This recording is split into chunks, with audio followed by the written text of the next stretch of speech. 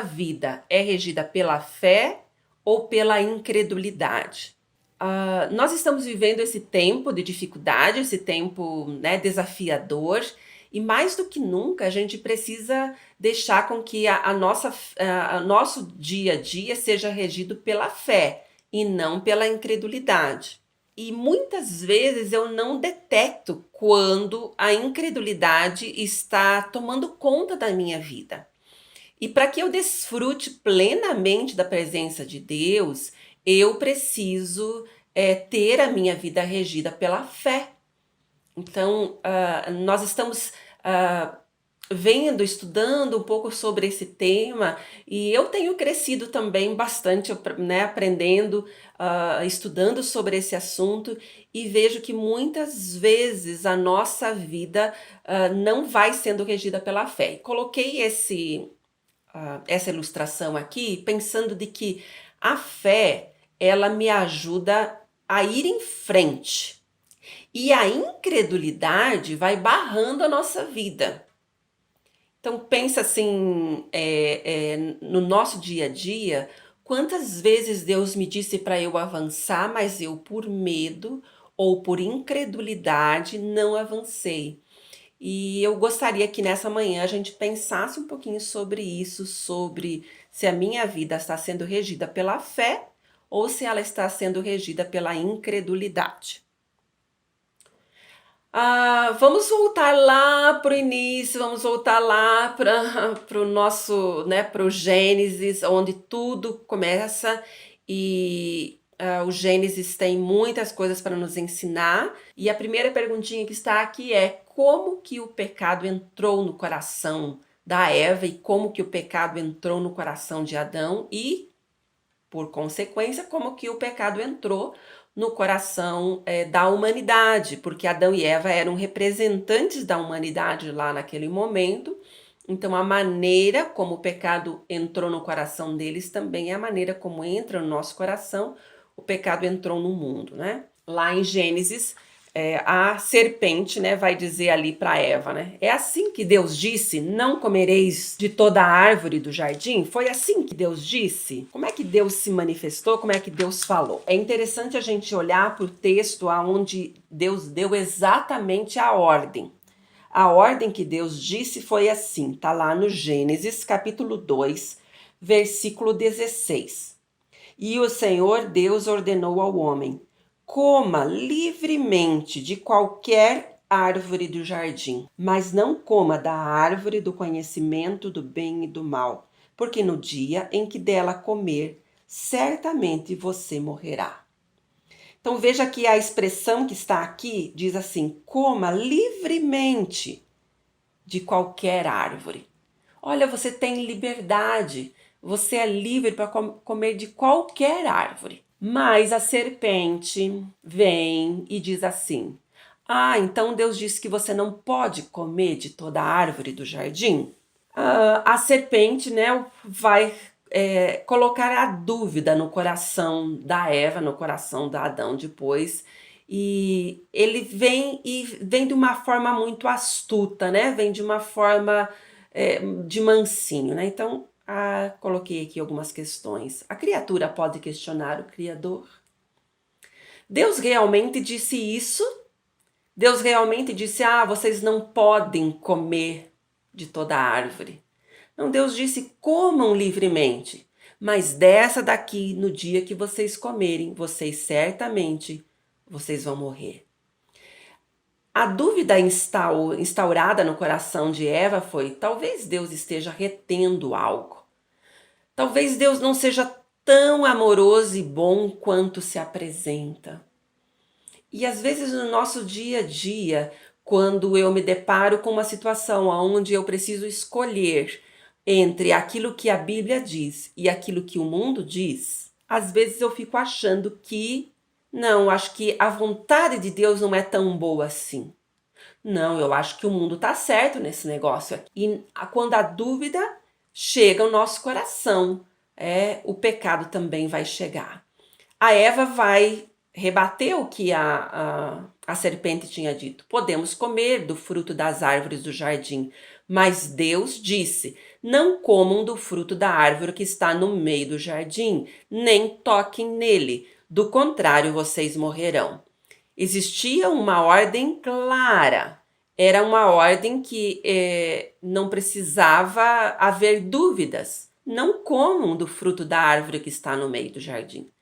Mas veja que Deus tinha dito antes: comam livremente de toda a árvore. Mas ficou aquilo que Deus disse: não comam, de repente foi começado a alterar. Eva alterou, disse: nem toquem nele. Deus não disse que não poderia tocar. Mas veja que tão clara era a ordem que ela tinha isso dentro do coração, dentro da mente dela. Não, eu não posso tocar, porque no dia que eu tocar, eu vou morrer. Aí vem a serpente e disse para a mulher: certamente não morrerão. Então a serpente chama Deus de mentiroso e minimiza as consequências. Não, não vai ser tão ruim assim. Não, não dá nada. Não, não dá problema nenhum. Certamente vocês não vão morrer. Não, não vai acontecer nada.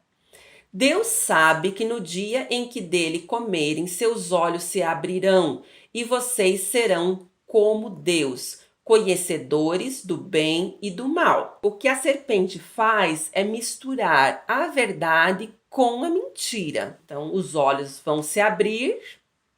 Verdade ou mentira? Sim, verdade. Os olhos deles foram abertos. E vocês serão como Deus. Eles iriam ser como Deus? Não, eles não iriam ser como Deus. Aqui é uma mentira. Mas tem ali, e vocês serão conhecedores do bem e do mal. Isso era uma verdade, eles passaram a conhecer o bem e o mal. Então, aumenta o suposto benefício. O que é que eles conheciam até aqui? Quando fala ali, eles serão conhecedores do bem e do mal. O que é que eles conheciam até ali? Eles conheciam só o bem. Eles não conheciam o mal. Que vantagem tem a gente conhecer o mal? Quando Deus dá uma ordem, quando Deus coloca um mandamento, sempre os mandamentos do Senhor, eles são mandamentos para proteção nossa. Quando Deus disse não coma dessa árvore, não está querendo dizer isso aqui é proibido para vocês porque vocês estão perdendo algo bom. As pessoas colocaram ali um negócio, o proibido é mais gostoso. O proibido é sempre para nossa proteção. Se é proibido, é porque está tentando nos proteger. Mas a serpente, mais astuta, vem trocando todas essas questões e fica dizendo: o proibido é melhor, não é tão ruim assim, vai ser algo maravilhoso. A serpente, né, conseguiu colocar a dúvida no coração da Eva. Eva comeu. Então, a dúvida gerou a incredulidade. E a incredulidade se transformou em desobediência. Então, observem aqui que o primeiro pecado que aconteceu lá no Jardim do Éden foi a incredulidade. Ou foi a dúvida. Quer dizer, a incredulidade é quando a dúvida já foi instaurada no nosso coração. A incredulidade é o que não me permite eu avançar nas coisas do Senhor, porque a incredulidade vai gerar a desobediência. Nisso que aconteceu foi que eles não confiaram plenamente em Deus e na sua palavra. Eles ficaram achando que Deus não era tão bom assim, ficaram achando que Deus estava negando algo para eles. Então, eles duvidaram. E o que é fé? Fé é certeza, né? Fé é igual a certeza. E quando eu tenho certeza, isso gera obediência. Então, fé vai fazer com que eu obedeça. A fé vai fazer com que eu desfrute plenamente das coisas do Senhor. E a incredulidade vai fazer com que eu não avance naquilo que Deus tem para minha vida. Bom, o que acontece em seguida é o relato lá de Gênesis, no capítulo 3, a partir do versículo 20, vai dizer que Adão e Eva foram expulsos do jardim e que Deus fechou essa porta e colocou lá um anjo e eles então foram expulsos do jardim do Éden, expulsos da presença de Deus. E eu quero ler esse texto que vai dizer assim, eu estou lendo lá Gênesis 3, a partir do versículo 20. Adão deu à sua mulher o nome de Eva, pois ela seria mãe de toda a humanidade. O Senhor Deus fez roupas de pele, com elas vestiu Adão e sua mulher. Então disse o Senhor Deus: agora o homem se tornou como um de nós, conhecendo o bem e o mal. Não se deve, pois, permitir que ele tome e também do fruto da árvore da vida, e coma e viva para sempre. Por isso o Senhor Deus o mandou embora do jardim do Éden, para cultivar o solo do qual fora tirado. Depois de expulsar o homem, colocou a leste do jardim do Éden querubins e uma espada flamejante que se movia, guardando o caminho para a árvore da vida. Então eles foram expulsos do jardim e eles não podiam mais retornar por conta do pecado que eles fizeram, por conta da incredulidade. Agora, eles podiam desfrutar a presença de Deus? Eles tinham essa oportunidade de desfrutar da presença de Deus? Eu preciso entender o que? Eles foram expulsos da presença de Deus. No Velho Testamento, a maneira como eles tinham de se aproximar, né, da presença de Deus era através do sacrifício dos animais. O sacrifício dos animais apontava para o sacrifício de Cristo, e esse sacrifício mostraria então que eles tinham fé no Senhor e eles podiam então desfrutar das bênçãos de Deus. Eles foram vestidos de peles e isso simbolizava então esse primeiro sacrifício. Pergunta é, esse primeiro sacrifício onde eles foram vestidos foi antes deles serem expulsos ou depois deles serem expulsos? Na verdade, eles só foram expulsos do jardim do Éden por conta de que eles não podiam acessar a árvore da vida, porque se eles acessassem a árvore da vida, eles morreriam eternamente, eles estariam eternamente nessa questão de pecado. Mas o sacrifício aconteceu ainda dentro do jardim. Quer dizer, quando eles foram expulsos, Deus já deu a maneira deles serem cobertos e Deus ainda já forneceu a maneira deles continuarem desfrutando da presença de Deus. Eles puderam desfrutar da presença de Deus, é claro que não plenamente como era no Jardim do Éden. Não é plenamente porque o pecado nos afasta, mas a partir do momento que eles foram cobertos, eles passam a crer na provisão de Deus. E a provisão de Deus é o que me faz eu poder ter acesso ao Senhor. E aquele primeiro sacrifício vai apontar para o sacrifício de Cristo. E é através do sacrifício de Cristo que eu sou coberta. Então eu hoje posso desfrutar plenamente da presença de Deus, porque eu tenho os meus pecados cobertos. Eles continuaram o seu relacionamento com Deus por conta do sacrifício que foi feito e porque Deus providenciou para eles uma maneira deles terem esse acesso à sua presença. Então, sim, eles podiam desfrutar da presença de Deus, assim como eu posso desfrutar da presença de Deus. Eu sou pecadora, mas sou uma pecadora que tem os meus pecados perdoados, eu tenho os meus pecados cobertos através do sacrifício de Jesus. Vou entrar numa outra história para que a gente possa entender melhor. Vou contar todo um contexto aqui para que vocês possam entender o que isso significa. Muito tempo depois, nós temos em Moisés. Moisés foi chamado por Deus, ele viu a sarça ardente, Deus disse, tira as sandálias para cá, né? Venha para cá, tira as sandálias, porque o lugar onde você está é uma terra santa. O grande eu sou te enviou e você vai se apresentar diante do faraó e você vai libertar. E Deus libertar o povo. Deus manifestou a sua grandeza, manifestou a sua graça, trazendo as 10 pragas, manifestou o seu poder, né, mostrando o seu poder. E trouxe também um modo de livramento. Né? Na Páscoa nós vemos esse modo de livramento. Teve a morte do cordeiro e as pessoas que passavam o sangue nas portas, Elas né, tinham lá, comiam as ervas amargas, e a praga da morte dos primogênitos só houve para aqueles que não passaram o sangue nas portas. Deus sempre dá o meio de escape. Deus sempre mostra qual é a maneira com que a gente pode ter a bênção de Deus. E todas aquelas pessoas foram livres daquela praga da morte dos primogênitos através do sangue aplicado nas portas. E isso mostrava fé. Aqueles que não creram na morte dos primogênitos ou não creram no juízo de Deus, esses receberam a praga. Depois eles foram guiados através de uma nuvem. Deus guiava eles, de dia era uma nuvem, à noite se transformava numa coluna de fogo. Eles passaram pelo Mar Vermelho. Deus abriu um caminho onde não havia. Passaram velhos e crianças. A Bíblia vai dizer que eles foram batizados na nuvem e no mar.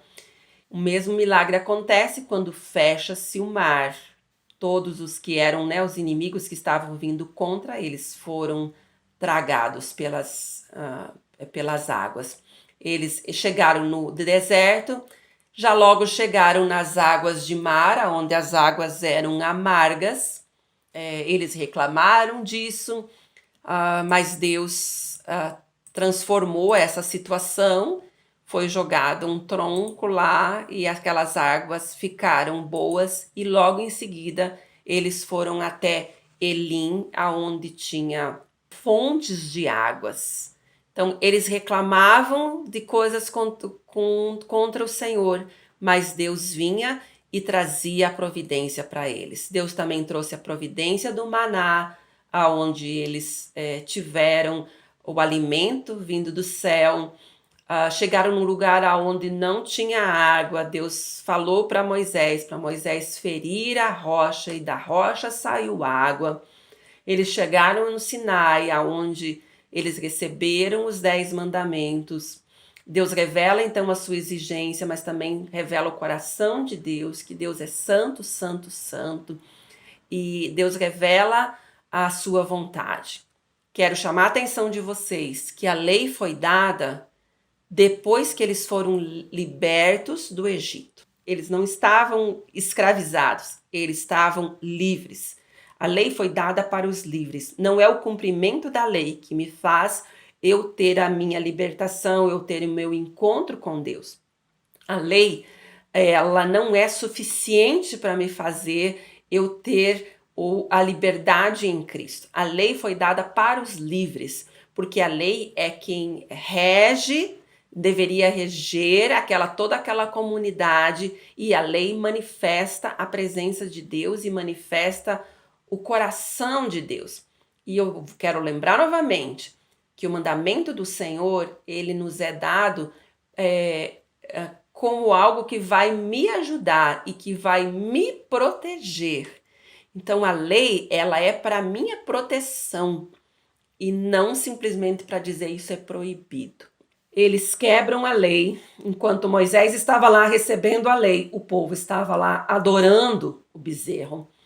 Deus dá novas tábuas da lei. Moisés intercede para que aquele povo não morra. Eles recebem as 3 festas que era para manifestar a presença de Deus e era para celebrar ao Senhor. Eles recebem também o tabernáculo, que era a própria presença de Deus andando com eles. Mostrava o amor de Deus e mostrava Deus habitando, né, no meio do povo, a glória do Senhor no meio do povo. Eles murmuram, Deus vem com juízo. Essa história que não é tão conhecida, mas é um juízo de Deus, que fogo vem e queima o acampamento. Depois eles reclamam que não tem carne, eles ficam com saudades da comida do Egito, mas Deus dá a carne para eles, diz comam à vontade. Depois vem a rebelião de Miriam e Arão. Logo depois dessa situação, nós vemos em Números capítulo 13, que eu não vou me deter tanto aqui, mas é aqui que eu quero trazer algumas reflexões para a gente. Eles mandam os espias, né? Vão os espias lá, os 12 espias vão espiar a terra prometida, porque Deus tira eles do Egito e diz: vocês vão para uma terra que mana leite e mel, uma terra maravilhosa, que diz que para carregar um cacho de uva precisava 2 homens, de tão grande, quer dizer, era uma terra maravilhosa. Essa terra é uma terra maravilhosa. Mas quando esses 12 espias voltam com o relatório, eles vão dizer: o povo de lá é poderoso, as cidades são fortificadas, e o texto vai dizer: a terra tem gigantes, nós somos como gafanhotos perto deles.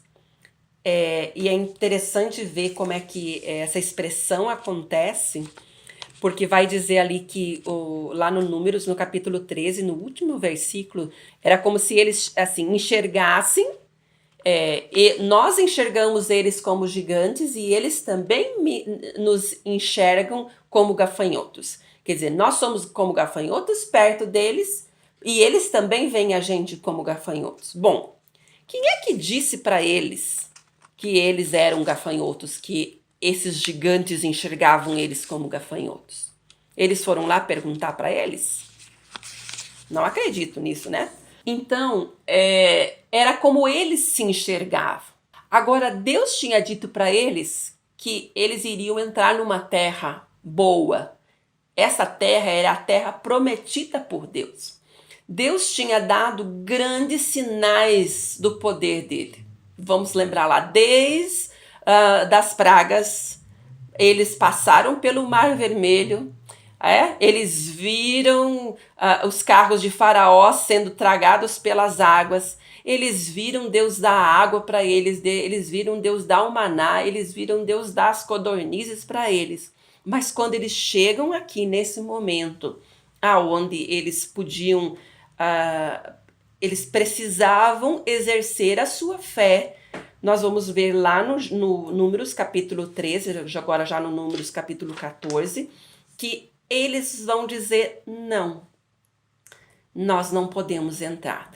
Josué e Caleb creram, mas os outros 10 espias e todo o povo não creram. Eles tiveram incredulidade. Eu acho interessante o texto que diz lá no capítulo 14, versículo 1, diz: naquela noite toda a comunidade começou a chorar em alta voz.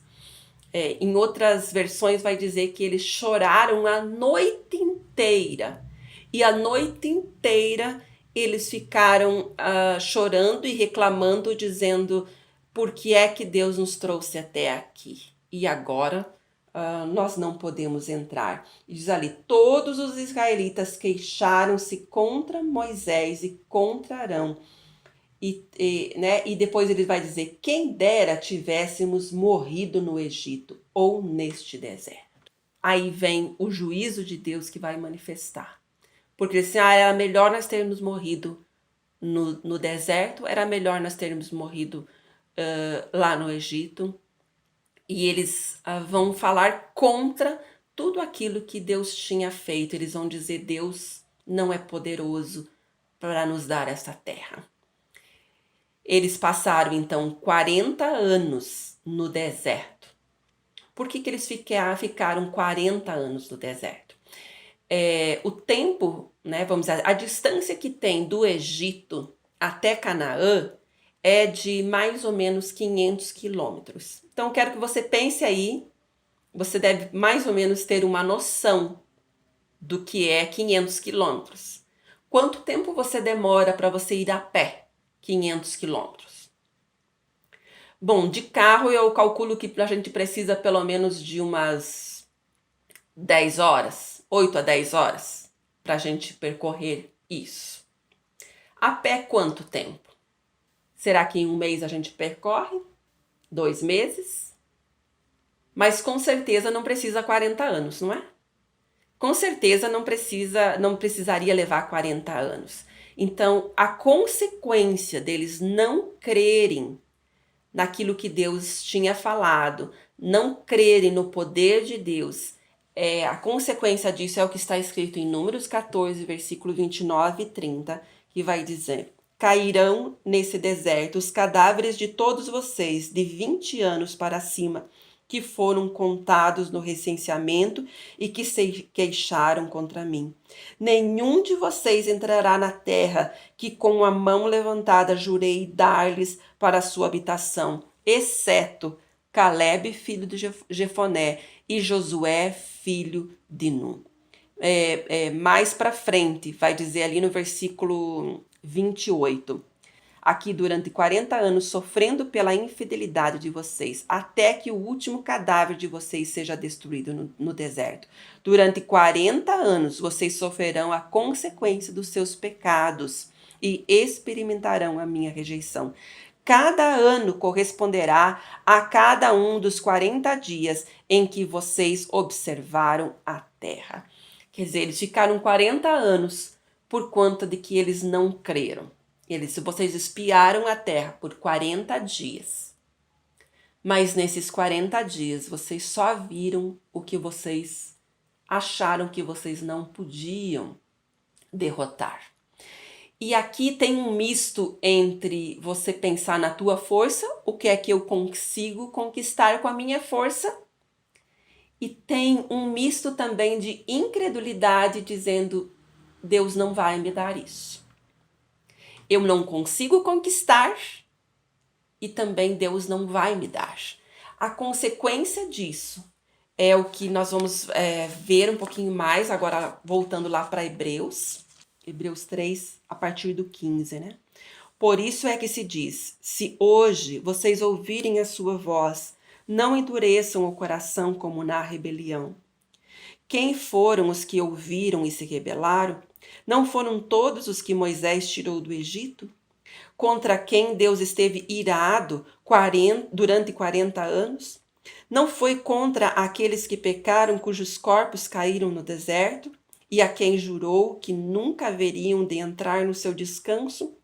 Não foi aqueles que foram desobedientes? Vemos assim que, por causa da incredulidade, não puderam entrar.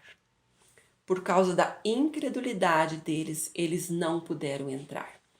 Um outro texto que está escrito também aqui em Hebreus, no capítulo 3, versículo 12, vai dizer assim: cuidado, irmãos, para que nenhum de vocês tenha o coração perverso e incrédulo, que se afaste do Deus vivo. Então, o coração incrédulo é o coração perverso. Faz com que eu não me achegue ao Deus vivo.